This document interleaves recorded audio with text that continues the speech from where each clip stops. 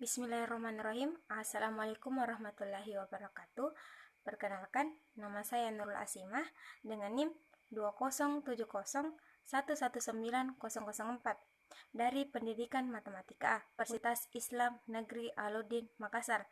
Di sini saya ingin memenuhi tugas final mata kuliah pengembangan kurikulum pembelajaran.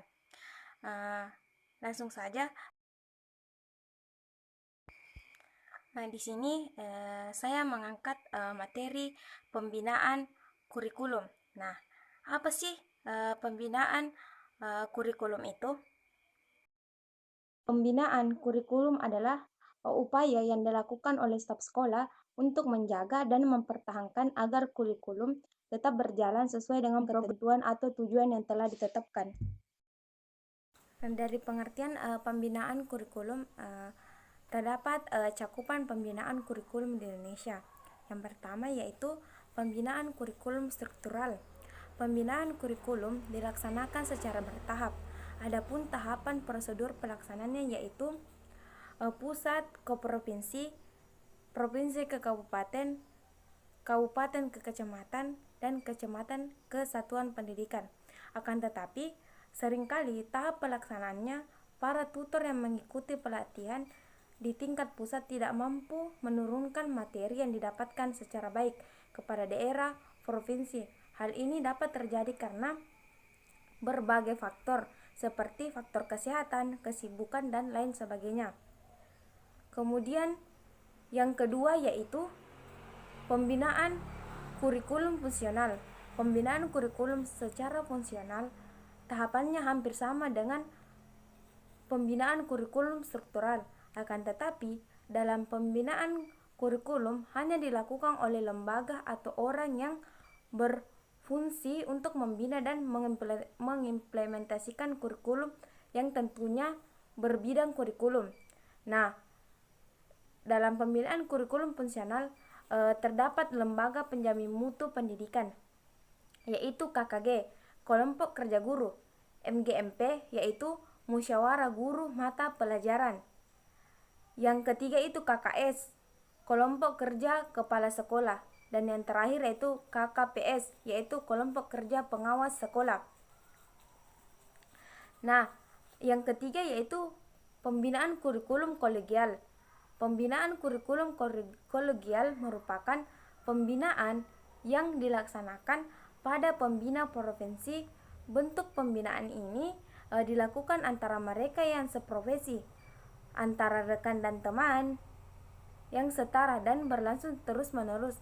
Dalam pendidikan, kegiatan tersebut dapat terjadi pada PKG, Pusat Kegiatan Guru, KKG, Kelompok Kerja Guru, MGMP, Musyawarah Guru Mata Pelajaran, ataupun KKKS, Kelompok Kerja Kepala Sekolah. Pembinaannya dapat dilaksanakan oleh guru kepada guru. Dan yang terakhir yaitu pembinaan kurikulum oleh atasan atau pimpinan. Pembinaan kurikulum oleh atasan atau pimpinan merupakan pembinaan kurikulum yang dilaksanakan dari atasan kepada bawahannya. Seorang pemimpin harus selalu memberikan arahan kepada bawahannya. Arahan berfungsi untuk melihat apakah bawahan telah melaksanakan kegiatan yang ditetapkan atau belum. Berikut tahapan-tahapan pembinaan kurikulum. Yang pertama yaitu tingkat pusat, yang kedua itu tingkat dinas provinsi, yang ketiga itu tingkat dinas kabupaten kota, dan yang keempat itu tingkat sekolah. Adapun tugas-tugas pembinaan kurikulum oleh pimpinan atasan. Yang pertama, pembinaan kurikulum dari tingkat pusat. Pembinaan kurikulum dari tingkat pusat bertugas dalam penyiapan perangkat kurikulum atau dokumen kurikulum, menentukan jenis buku yang akan digunakan, menentukan sarana dan prasarana, menentukan tim pembina kurikulum, dan merencanakan program pembinaan kurikulum, dan yang terakhir yaitu merencanakan anggaran pembinaan kurikulum. Tugas tersebut kemudian disampaikan dan diarahkan kepada pembina kurikulum pada dinas provinsi. Yang kedua yaitu pembinaan kurikulum dari dinas provinsi. Pembinaan kurikulum dari dinas provinsi dilaksanakan dengan pengarahan dan pembinaan kurikulum kepada guru, kepala sekolah, pengawas, pemilik SD, SMP, SMA, dan SMK. Pembinaan ini bertujuan agar terjalinnya koordinasi antar guru dan pembinaan kurikulum, sehingga kurikulum yang telah ditetapkan dapat dijalankan berdasarkan aturan yang telah ditetapkan.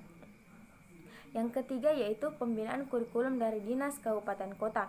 Pembinaan kurikulum dari Dinas Kabupaten Kota dilakukan dengan melakukan pengarahan dan pembinaan kepada guru, kepala sekolah, pengawas atau pemilik baik tingkat SD, SMP, SMA maupun SMK di kabupaten masing-masing.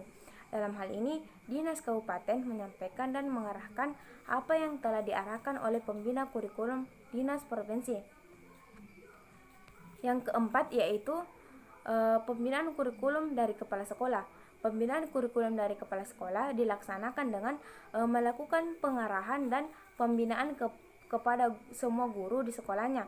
Selain itu, kepala sekolah juga melakukan supervisi dengan meneliti, mencari, dan menentukan syarat-syarat yang diperlukan untuk kemajuan sekolahnya, sehingga tujuan pendidikan dapat tercapai secara optimal. Itulah yang dapat saya jelaskan mengenai materi pembinaan kurikulum. Sekian dan terima kasih. Lihat pola murah. Wassalamualaikum warahmatullahi wabarakatuh. Sampai jumpa. Jangan lupa di subscribe.